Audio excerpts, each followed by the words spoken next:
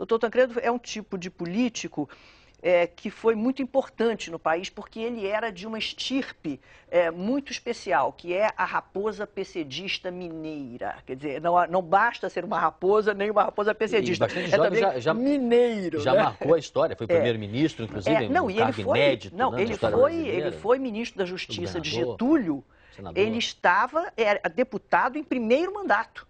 Ele era deputado em primeiro mandato em 53, quando ele foi primeiro-ministro, foi ministro da Justiça de Getúlio, né, e teve que enfrentar aquele problema do atentado de toneleiros, etc. Ali ele com Juscelino, ele foi do redesconto do Banco do Brasil, porque Juscelino dizia o seguinte, que dinheiro é uma coisa importante demais para ficar na mão de quem não é mineiro.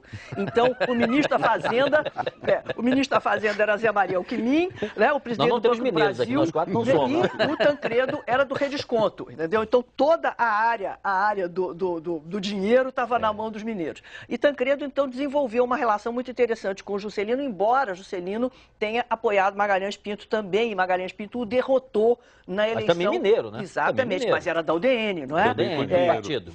E Magalhães Pinto, é PSD, né? Exatamente, Magalhães Pinto derrotou Tancredo na eleição, a primeira vez que o doutor Tancredo concorreu ao governo de Minas, que foi em 60. Ele foi derrotado por Magalhães. E ele ficou com uma espécie assim de trauma de cargo majoritário. Ele ficou como deputado, ele foi primeiro-ministro, mas era deputado, etc. E nunca quis se aventurar a um cargo majoritário.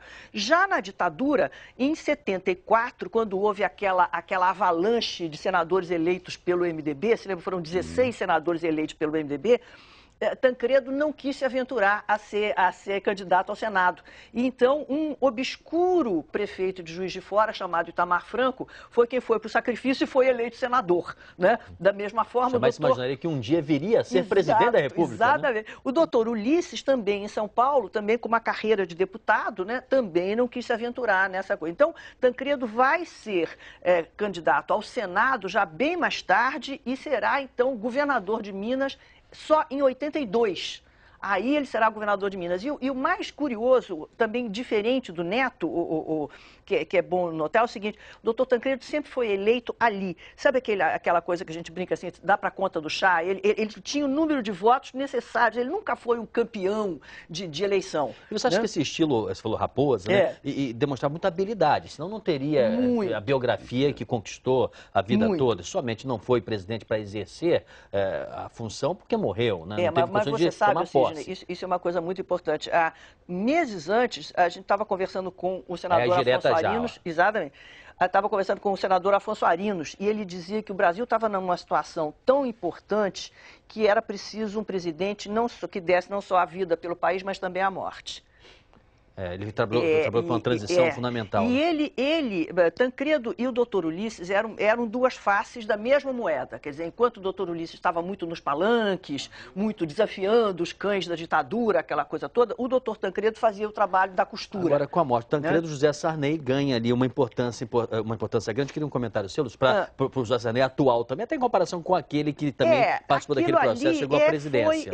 Os franceses têm uma expressão muito engraçada chamada le roi trouvé, que é o rei por acaso. Né? O caso de Sarney na presidência foi inteiramente casual. Quer dizer, na verdade, precisava-se de um senador que tivesse em meio de mandato. A primeira ideia era Marco Maciel, mas Marco Maciel estava no final do mandato, ele teria que disputar um novo mandato. Uma composição de chapa ali, né? Exatamente, precisava-se de um senador em meio de mandato. E Sarney foi o último presidente da Arena, que era o partido da ditadura. Né? Mas quis, né?